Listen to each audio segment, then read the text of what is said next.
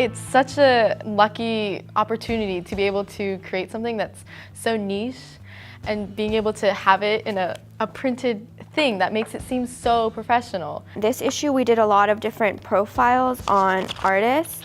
So as you can tell, like for example, she's a model and we profiled her.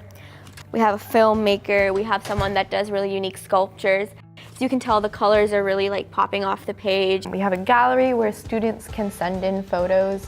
This is a really cool story that I liked. It was about taste preferences, and so the writer here got to talk to a lot of professionals around the community and talk about the science behind that.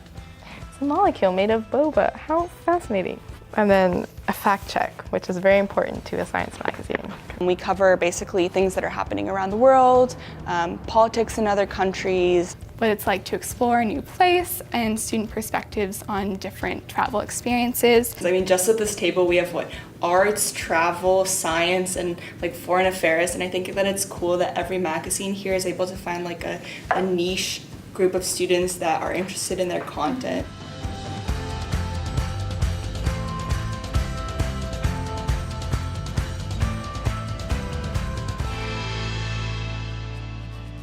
At aPrintis, we feel very strongly about student journalism. We want to support it in any way that we can.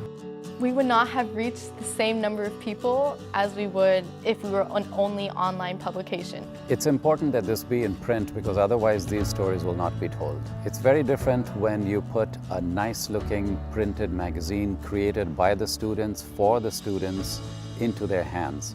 It's definitely a lot easier to distribute and get readership for a physical magazine rather than an online platform because a lot of people aren't going to take the time to go online versus if you just stick in someone's face, they're bound to read.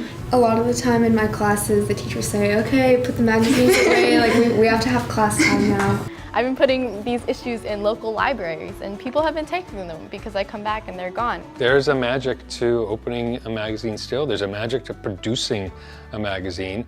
Having worked with hundreds of high schools around the country, we have realized that there are three major challenges that schools face in being able to produce a magazine: affordability, ensuring product quality, and sourcing content. With aPrintis' volume pricing, schools are able to create and publish a sleek magazine like this for half the price that they would get elsewhere. I've worked with multiple printers over the years. The aPrintis product is really attractive. Students love color, they love the glossy pages, and the price point is terrific. In addition, they get support from us when it comes to ensuring that the product is error-free.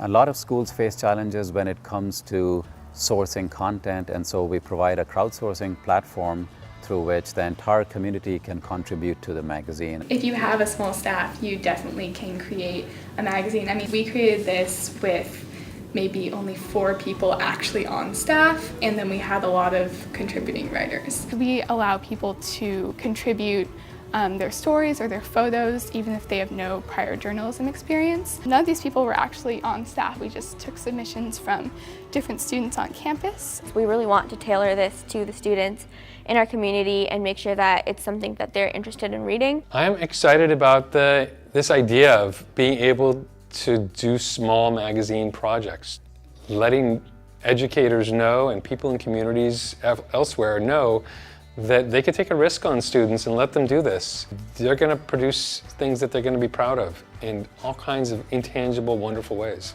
I'd say probably the most rewarding thing is seeing that the translation or finally getting the magazine in your hand after staring at it on a computer screen for hours and hours and going back and changing something. To edit and proofread in teams until you really are making sure that it is substantially impressive work.